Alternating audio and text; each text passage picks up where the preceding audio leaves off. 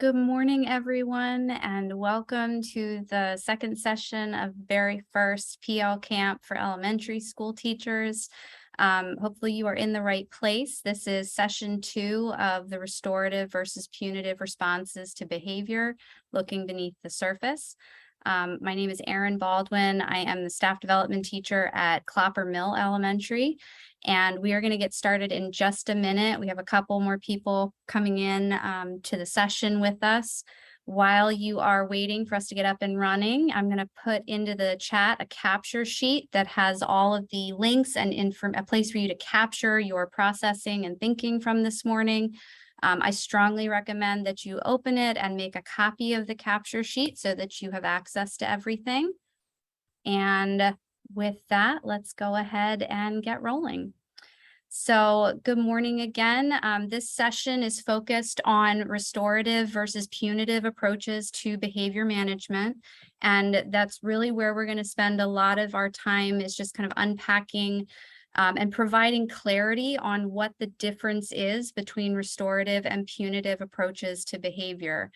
You are going to have an opportunity this morning to do some self-reflection on interactions and responses that you've had with students. And at the end of the session, you will have access to a playlist, which will give you a lot of additional resources to help to continue that learning journey on how to foster conditions of a safe and productive learning environment. There is a lot out there. This is not the end-all be-all type session. So I do encourage you to continue to seek out information on restorative practices after our session this morning. All right.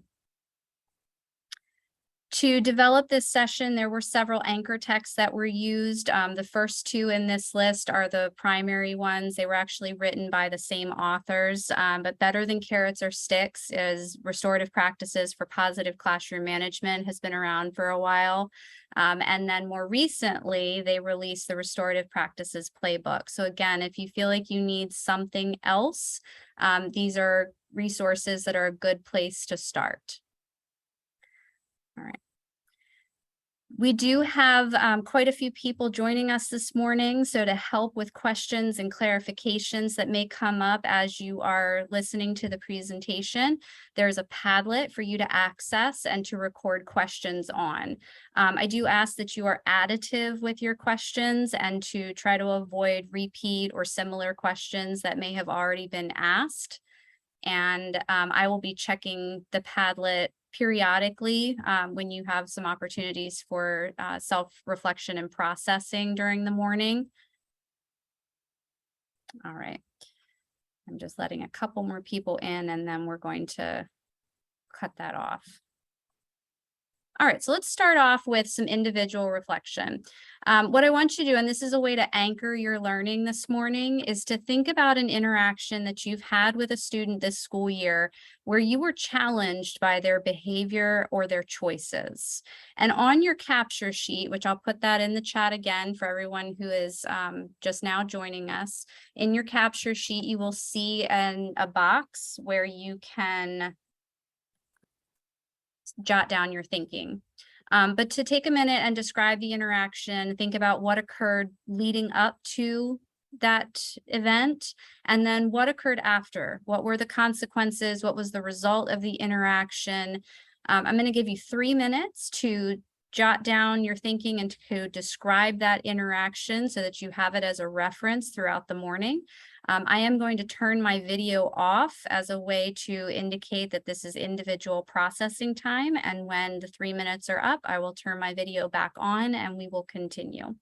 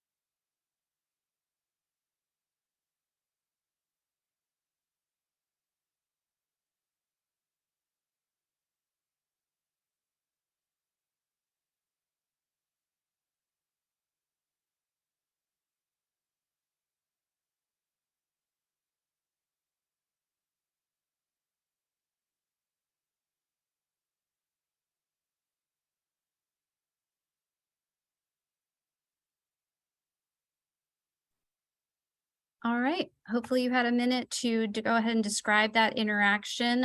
If you are just now joining us, I put in the chat the capture sheet link, which has links to everything that we are using this morning in our presentation. You do want to access that, and if you can take a minute just to think about an interaction that you've had with a student this school year in which you were challenged by the student's behavior and or choices, this will help to anchor your learning and your processing throughout the session. So to start us off this morning, we're going to make a connection between behavior management and responses to behavior with another topic that you may or may not have familiarity with. Unconditional positive regard is not a new concept, but one that is definitely coming up more as a focus because it helps us to recognize how it is that we engage, not just with students, but with one another. And so I'm going to play a very short clip for you this morning. Alex Chevron-Vanette, who is the author of Equity-Centered Trauma-Informed Education. It's about a minute and a half where she's just going to explain what unconditional positive regard is. And when you are listening to her, I would encourage you to think about how what she's describing fits within our mindsets and beliefs around behavior responses.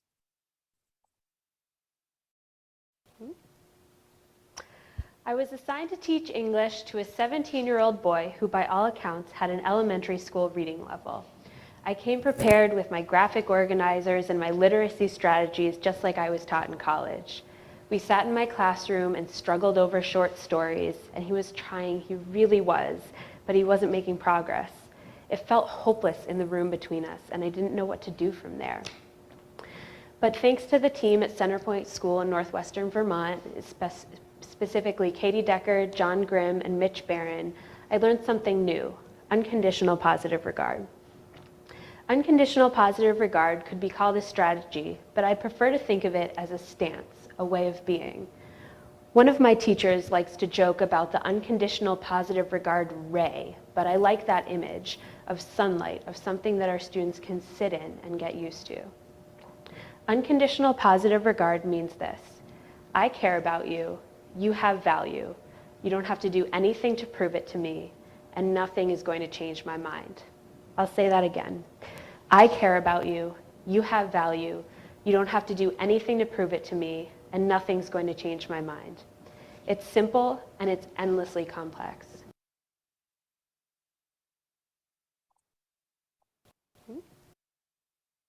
So as you think about what Alex Vanette just described about what unconditional positive regard is, begin to think and make those connections about how our beliefs and actions regarding behavior management and what that actually communicates to students.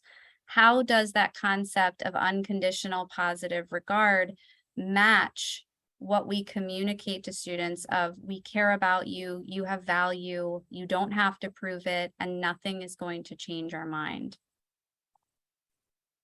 So when we consider restorative practices follow the 5 R's: relationship, respect, responsibility, repair, and reintegration. It acknowledges that when harm occurs, it's the relationships that are damaged and that need to be repaired. And then the individual or the group of people who caused the harm takes responsibility by acknowledging the wrongdoing and working to repair that relationship. They're welcomed back into the school community without stipulations or conditions. And this is where that unconditional positive regard comes in. We bring them back in because what that communicates is you have value, you don't have to prove it to us, and nothing you do is going to change our mind. What restorative practices are not is simply a response to conflict. It's not eliminating consequences, and it's more than just good classroom management. Certainly helps, but it's not the only thing. Most importantly, restorative practices are not punitive, and we're going to spend some more time this morning unpacking what that means. But restorative practices are not a curriculum or an intervention or program, something that you can start, stop, or finish. Restorative practices are also not limited to circles. So if you're familiar and have had some learning around talking circles or community circles, those are a component of restorative practices, but that's not the only thing that you can do to communicate and to show and move in a restorative way. Restorative practices require a mindset shift on our part in how we view and respond to student behavior. It's more than just building up our toolbox. It's truly believing and putting into practice that mindset of you have value, I care about you, and you're not going to be able to change my mind no matter what you do. When you consider traditional discipline, it is predominantly a punitive response. Those discipline methods that we often, grew up with ourselves and have utilized in the school system and in all school systems disproportionately affect our most marginalized students. What often happens in a traditional discipline system is that those in authority do things to students or for them, which creates a punitive or authoritarian scenario. Or when you have high support and low control, it actually creates a dependent relationship where the only way that a student can get through their day is with that high amount of support. But with restorative practices, when they are applied consistently and intentionally, students are more likely to make positive changes in their behavior because they understand what happened, why it was not the best choice, and they're working to do better. It's moving with them rather than doing things to them or for them, or simply neglecting and ignoring it entirely. What results is a more cooperative and productive scenario. So consider traditional discipline methods. Traditional discipline methods often neglect students who are experiencing the impacts of trauma and often results in escalated behaviors. Traditional punishment with these students only escalates power struggles and conflict cycles. It breeds an increased stress response in the brain and body. Punishment in traditional discipline methods is used to try to force compliance. It creates fear. The vast majority of school disciplines procedures are forms of punishment that work best with students who need that the least. I'm going to pause there and I want you to let that sink in, and I'm going to say it again. The majority of school discipline procedures that are utilized work best with the students who need it the least.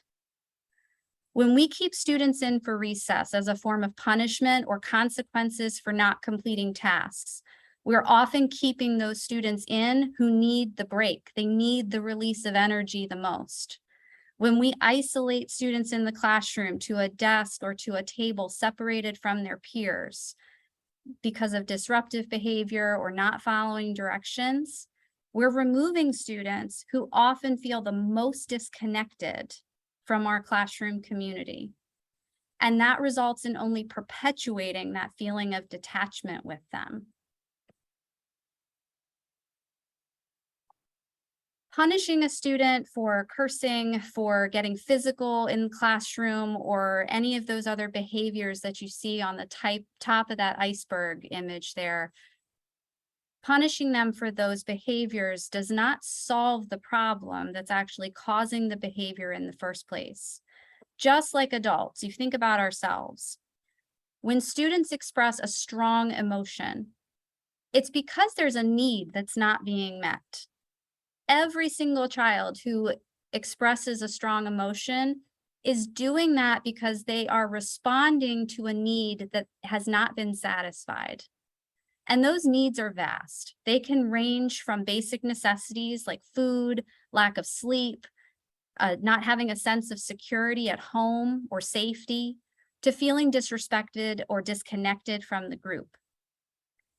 They might not feel like they have control or autonomy over what's going on in their life. Or simply they're confused and frustrated by not understanding what's being taught. But if we continue to address the problems on the surface, the behaviors on the surface, we will never get to a point where we are actually addressing the causes of those behaviors. And so we need to look beneath the surface. We need to dig deeper to address the problematic behavior that is often a response to some sort of trauma or stressor. When we use a punitive approach to discipline, we're coming at it with the mindset that there's been a violation of rules or that there's someone at fault or to blame for the behavior. And we hold the belief that that person should receive a punishment as a means of penance for that action. The general assumption with a punitive approach is that the punishment or consequences that you're giving will make that person afraid and therefore unlikely to repeat the behavior. What it doesn't do is address the harm or teach the student a new or different way of behaving. But with a restorative approach, that discipline approach sees the inappropriate behavior as a violation of people and relationships, not the rules. It's not the rules that are being broken, it's that they have caused harm to an individual or to a group of individuals. And when those relationships are damaged, it creates a sense of obligation to repair the relationship and focus on the needs of that person or group of people who has been harmed. A restorative approach holds the offender accountable for repairing the harm that was done, which then deters the likelihood of it occurring again. The more involved the harm, the more intense and involved the practice is to make things right between those involved. Responses in a restorative approach are specific to the incident and to the individuals who are involved. This is not where a one-size-fits-all approach lives, and this is not where we find flowcharts or other black and white, do this, if this occurred, then do this, or respond this way. Restorative practices are focused on responding to each individual situation and those who were involved in it. So I want to pause at this point and give you an opportunity to process some of what you've heard and to anchor it in that interaction that you identified at the beginning of the session. In your capture sheet, you will find a link to the self-assessment, How Restorative Am I?, which comes from one of the anchor texts that I mentioned at the beginning of our session. And I'm going to have this take about 5 minutes for you to access the self-assessment and to go through those questions with this interaction in mind. Okay, I'm going to again turn off my camera and mute myself to indicate that this is individual processing time. And at the end of that 5 minutes, I will turn my camera back on and we will continue. I will also put back in the chat the capture sheet link and the direct link to the self-assessment.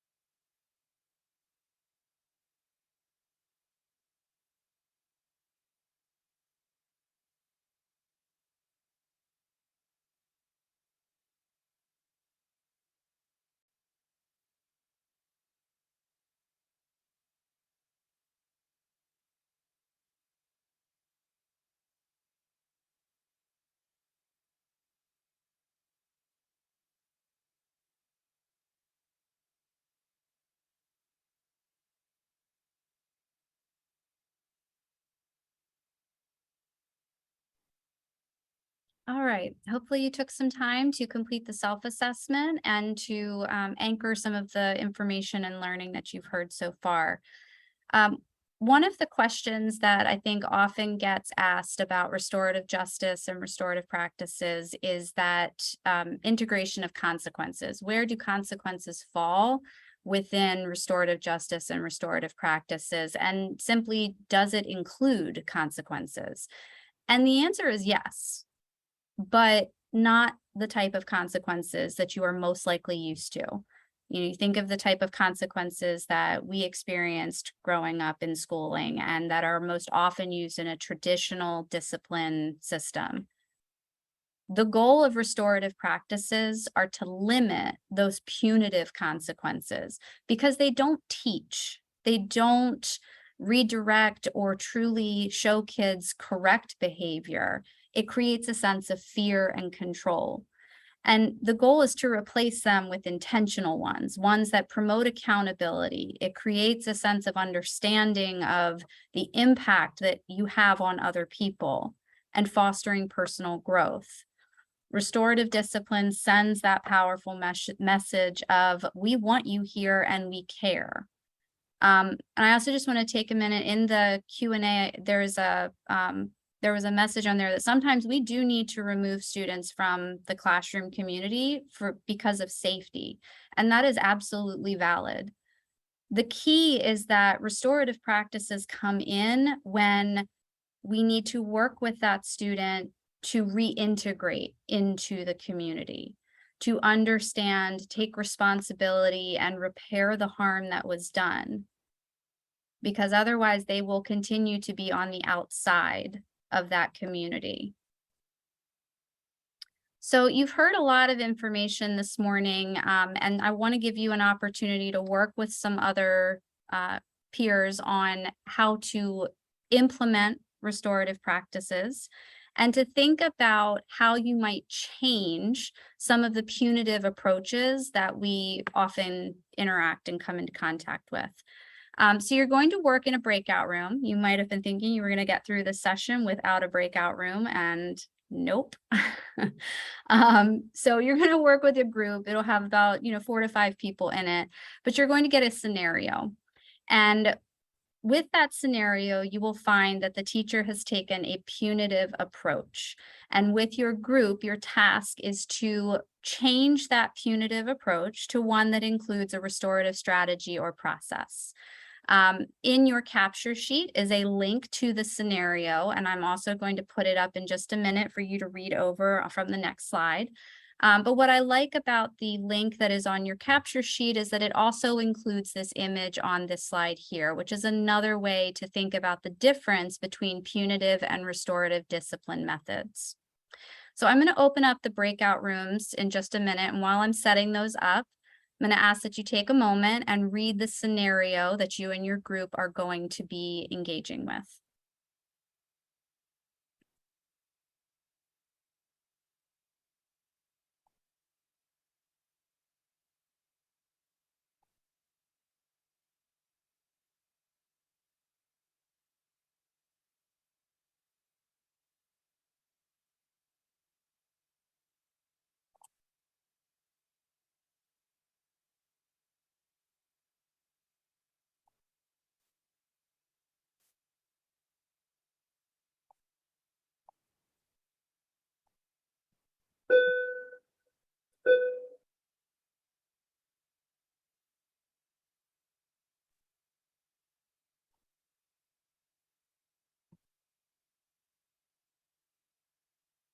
All right, I've put the scenario link in the chat just for easy access, and I'm going to go ahead and open up the breakout rooms.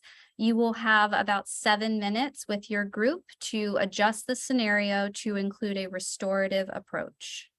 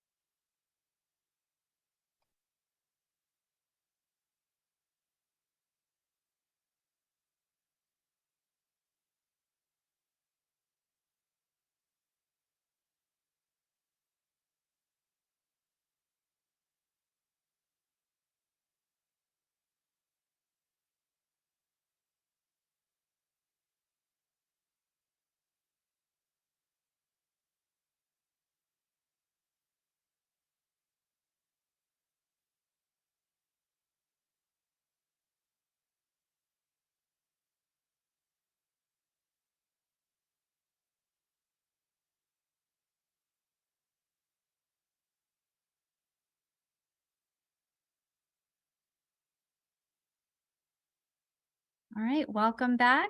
Hopefully you had a productive discussion with your group and were able to change the punitive response to one that included a restorative approach.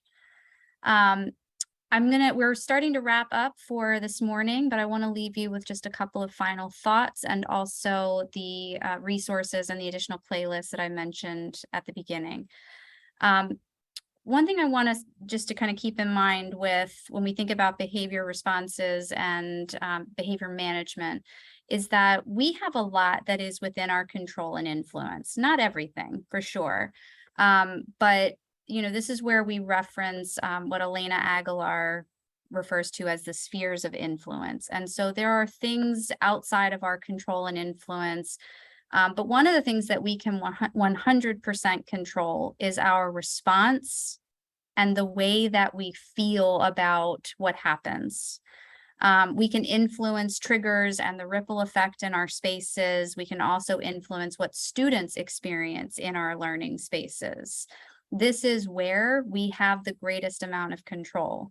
We can't control what happens when they leave us, but we can very much influence what they experience when they are within our four walls.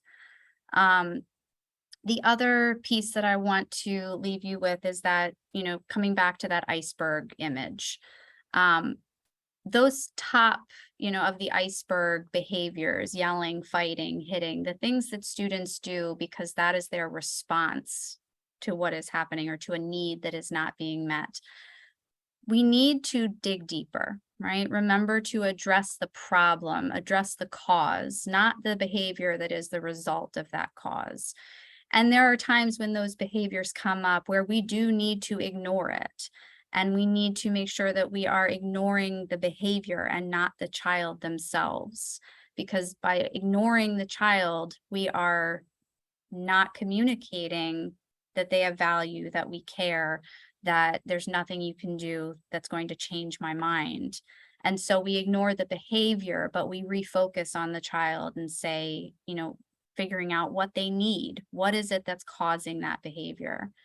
And some of that comes with being conscious of our personal triggers, recognizing what it is that's going to set you off, because that's a very individual component. How we choose to respond to those triggers are our responsibility, not those around us, because we are 50% of every interaction that we have with a child. And so that allows us to have a lot of control over that interaction. Not complete because it's, takes two or more, but we are 50% of that interaction that we're having. So to be conscious of your personal triggers. So the last bit, we have about 4 minutes remaining. And in this time, I do want to direct you to the playlist. This is in your capture sheet, which you should be able to access it if you are logged into your .NET account. For those of you that came in a little later, I will re-put the capture sheet and also the links into the chat for you so that you have access to it. But if you're having any difficulty accessing something, just make sure that you're in your .NET account. And then finally, I'm going to put the evaluation link in the chat.